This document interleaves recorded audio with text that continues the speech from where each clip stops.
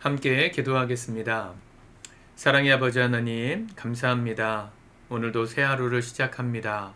은혜 붙들고 살기를 소망합니다. 우리의 마음에 참된 주인이신 예수님, 주님의 나라가 이 땅에 임하는 그날까지 우리가 진리를 따라 살아갈 수 있도록 우리의 마음을 지켜 주옵소서. 오늘도 넓은 길이 아니라 옳은 좁은 길을 따르고 주께서 이끄시는 대로 한 걸음 한 걸음 순종하며 따라갈 때 때로는 이해되지 않고 우리의 이성으로 납득되지 않더라도 하나님이 이끄시는 길 가운데 진리가 있음을 신뢰하고 오늘도 묵묵히 주님 기뻐하시는 삶 살아가도록 인도하여 주옵소서. 우리의 말과 생각과 모든 행동 가운데 그리스도의 형상이 나타나기를 소망합니다. 예수님의 이름으로 기도드립니다. 아멘. 우리 찬송가 516장 찬양하시겠습니다.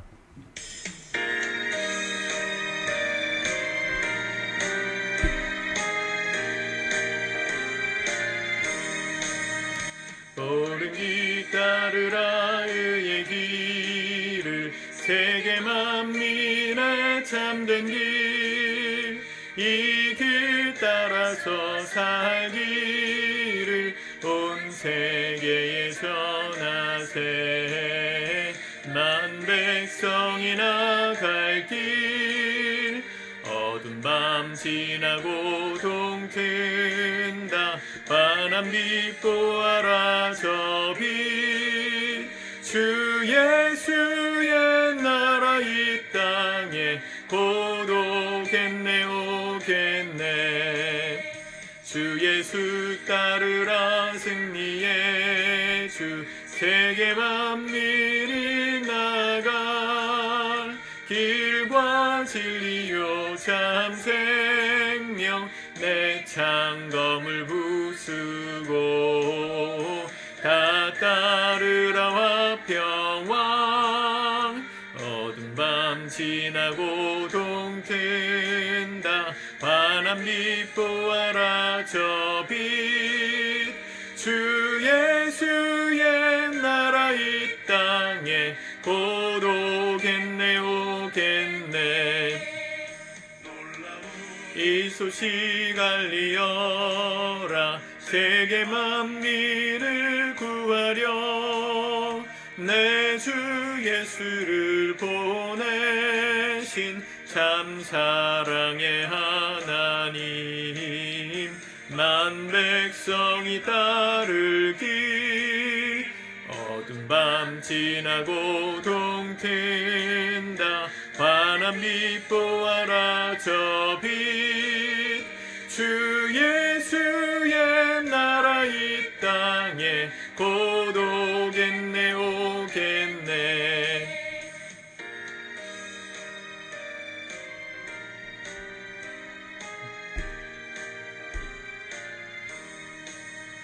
고난길 헤치고 찾아온 길, 많은 백성을 구한 길, 모두 나와서 믿으면 온 세상이 마침내 이 진리에 살겠네. 어두운 밤 지나고 동튼다.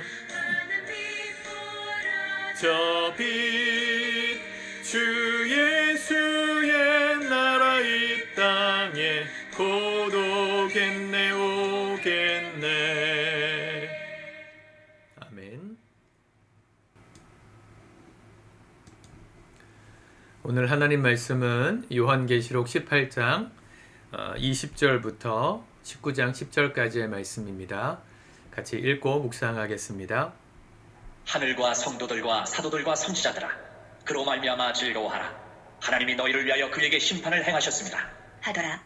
이에 한 힘센 천사가 큰 맷돌 같은 돌을 들어 바다에 던져 이르되, 큰 성 바벨론이 이같이 비참하게 던져져 결코 다시 보이지 아니하리로다.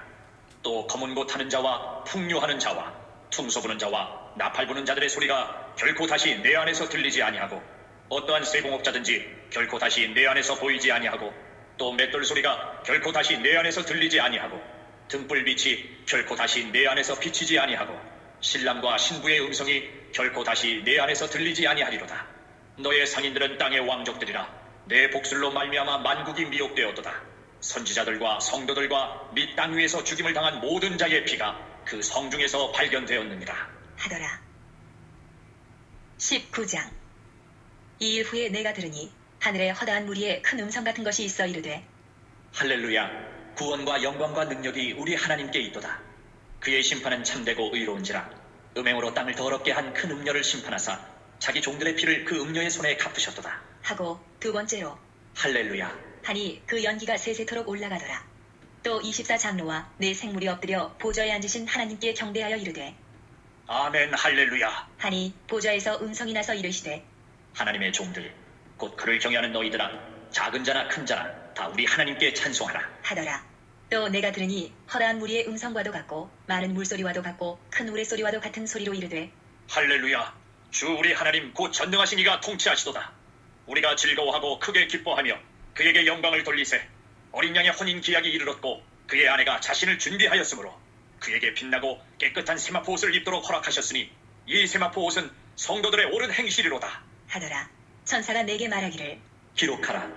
어린 양의 혼인잔치에 청함을 받은 자들은 복이 있도다. 하고 또 내게 말하되 이것은 하나님의 참되신 말씀이라. 하기로 내가 그 발 앞에 엎드려 경배하려 하니 그가 나에게 말하기를 나는 너와 및 예수의 증언을 받은 내 형제들과 같이 된 종이니 삼가 그리하지 말고 오직 하나님께 경배하라. 예수의 증언은 예언의 영이라. 하더라. 아멘. 어제 우리는 바벨론의 패망, 큰 성 바벨론이 무너져서 그와 더불어 즐기던 자들이 울고 가슴을 치는 장면을 봤습니다. 하나님께서 이 땅을 새롭게 하시는 날이 되면, 때가 되면, 하나님의 심판이 이 땅 가운데 실현되면 이 모든 세상의 권력자들, 세상 하나님 없이 기뻐하던 모든 것들을 하나님께서 끝나게 하실 겁니다. 그렇게 패망한 사람들이 있는가 하면 승리하고 노래하는 사람들도 있겠죠. 모든 전투가 그렇듯이 패자와 승자가 있습니다. 하나님 나라의 승자는 누굴까요? 어렵고 힘들었던 모든 세상살이를 다 믿음으로 이기고 끝까지 주님 따랐던 신부들, 그리스도의 신부들인 교회가 하나님 앞에 영광을 돌리며 이 승리를 기뻐하고 찬양하게 된다는 것을 대조해서 보여주는 말씀이 오늘 말씀이죠. 18장 20절에 보면 하늘과 성도들과 사도들과 선지자들아 그로 말미암아 기쁘 즐거워하라. 하나님이 너희를 위하여 그에게 심판을 행하셨음이라 하더라. 너무나도 아름다운 장면이죠. 하나님이 승리하셨다. 그리고 바벨론을 물리치셨다. 그들을 멸망시키셨다. 그 일로 인해 기뻐하라는 겁니다.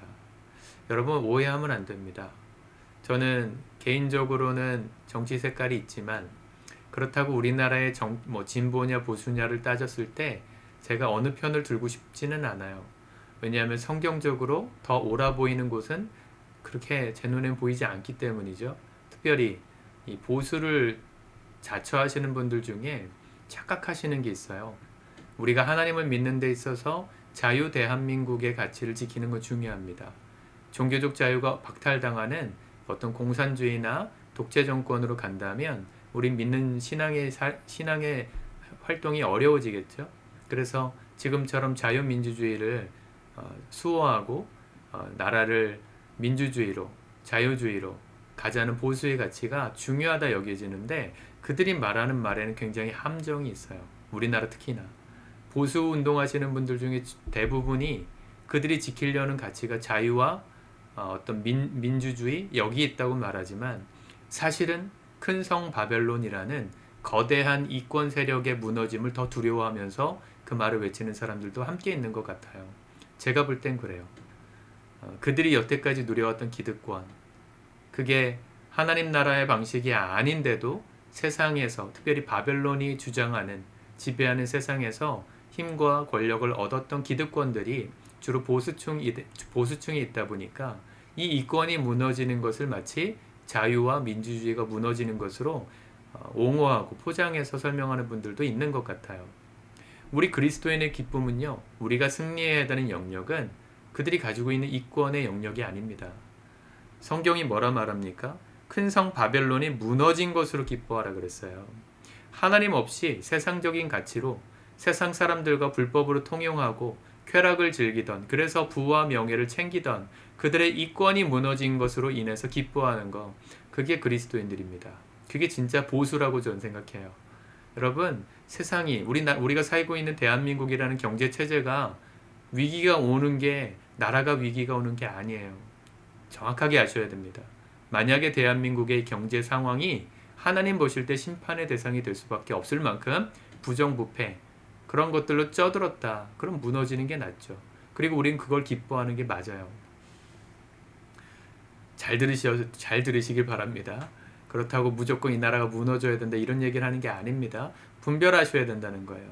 대한민국의 경제 시스템이 정말 정직하게 노력한 사람들에게 부와 명예가 가는가, 잘 살 수 있는 기회가 있는가, 공평한 기회가 주어지는 나라인가를 생각해서 그렇지 못한 것 같다면 이 나라가 새로워지기를 위해서 기도해야 되고, 새로워지기 위해서 무너져야 될 기득권들이 무너지고 있다면 그걸 기뻐하는 것이 전 진짜 보수라고 생각합니다. 진보주의도 마찬가지죠. 여러분들이 생각하는 민주당 쪽에서의 어떤 이권들이 여러분들이 기뻐하는 가치가 되려면 성경의 가치를 따라가야 돼요. 단순히 사람들에게 인권을 주고 어떤 자유를 주고 그들에게 더 많은 혜택을 주고 하는 것들이 진보가 아닙니다. 그게 성경적이지 않으면 막아야죠. 여러분, 성소수자들에 대한 인권에 대해서 기독교가 비판을 많이 합니다. 서울시가 매년 퀴어 축제를 허용하죠. 광화문 한가운데서 이 성소수자들, 동성애자들의 퍼레이드를 허용합니다. 그런데 지난번에 오세훈 시장이 한번 제재를 하려고 했었던 것 같아요. 제가 알기로는 그분은 교회 다니는 집사님인가요? 그런 걸로 알고 있는데 그런 가치가 누군가에게는 혐오를 일으킬 수 있다 싶어서 공공의 차원으로 저지를 하려고 했을 때 법원에 이들이 제의 신청을 합니다. 그리고 그게 받아들여져서 축제가 열렸어요. 그들의 인권을 지켜주고 그들이 마음껏 성행위를 하게 만드는 거, 그게 자유라고 생각하십니까? 정말로? 저는 동성애자뿐만 아니라 이성애자들도요, 단순하게 그들이 사랑이라는 이름으로 바람을 피고 그걸 정당화하려는 어떤 시도가 있다면 당연히 기독교는 맞서 싸워야 한다고 생각해요. 단순히 동성애자들이기 때문에 싸우는 게 아니에요. 성경적인 가치에서 벗어난 것도 있지만 그들이 말하는 그 논리가 바벨론의 논리이기 때문에 우리는 찬성할 수 없는 거죠. 어느 쪽에 서 있든 정치적 편향성이 어디에 있든 여러분들이 선택하는 기준은 성경이 되어야 합니다. 저에 대해서도 그렇게 생각해 주시면 좋겠어요. 제가 설교하는 모든 내용에 있어서 이쪽도 저쪽도 한쪽 편을 들고 싶은 마음이 없어요. 성경을 제대로 알면 어느 편도 들 수 없어요. 그렇다고 회색론자냐? 그렇지 않습니다. 우리의 기쁨은 어디 있어요? 하나님 나라의 가치의 회복에 있어요. 보수가 그 가치를 외친다. 보수를 찬성할 겁니다. 진보가 그 가치를 외친다. 저는 진보의 편에 설 거예요. 하나님 나라를 제대로 세우는 일에 정말로 깨어서 말씀 중심으로 누군가 노력한다면 저는 박수칠 마음이 있어요. 여러분들도 그런 분별력을 좀 가지셔야 합니다. 오늘 그로 말미암아 즐거워하는 사람들이 누굽니까? 성도들, 사도들, 선지자들. 또 누구죠? 24절에 보면 선지자들, 성도들, 그리고 땅 위에서 죽임을 당한 모든 자의 피가 이 큰 성 무너진 바벨론의 성중에서 발견되었다. 그렇게 말하고 있죠. 여러분, 그 성이 무너지기까지 우리 그리스도인들이 핍박받는 게 어쩌면 당연할지도 몰라요. 세상 사람들로부터 욕을 먹는 게 맞을지도 몰라요. 물론 우리가 부정부패해서 욕 먹는 건 말고요. 우리가 진리를 외침으로 욕을 먹는 것들을 말하는 거예요. 성경적인 가치에서 이건 틀렸다. 공산주의는 잘못됐다. 외치는 건 우리가 핍박받더라도 말해야죠. 동성애가 잘못됐다. 바람 피면 안 된다. 부정부패하면 안 된다. 권력을 가진 자들이 다 기득권이 해먹으면 안 된다. 그런 성경적인 가치관에는 우리가 욕을 먹더라도 외쳐야 돼요. 이해가 되시죠? 우리가 그렇게 세상 가운데 피를 흘릴 때 그 피가 쌓여서 결국은 하나님의 심판이 이 땅에 쏟아지게 될 것이고 이 땅이 새롭게 되는 날 우리는 그분을 찬양하게 될 것입니다. 기뻐하게 될 거예요. 우리의 기쁨은 거기 있습니다. 마지막 날 최후 승리를 얻는 그것에 여러분들의 기쁨이 있으시길 바라요. 그날의 예배, 기쁨의 잔치가 19장부터 펼쳐지죠. 여기 보면 1절에 보면 19장 1절 이 일 후에 내가 들으니 하늘에 허다한 무리의 큰 음성 같은 것이 있어 이르되 할렐루야 구원과 영광과 능력이 우리 하나님께 있도다. 예, 할렐루야 찬양하는 장면이 시작됩니다. 저는 이 지금 할렐루야라는 단어가 계속 반복되거든요. 1절에도 나오고 3절에도 할렐루야 그러고 4절에도 24장로와 네 생물이 하나님을 경배하면서 아멘 할렐루야 그러고 6절에도 보면 허다한 물이 많은 음성 같은 우레소리가 할렐루야 하나님을 찬양하고요. 예, 할렐루야 찬양이 시작됐어요. 저는 이 장면을 볼 때마다 느끼는 게 있어요.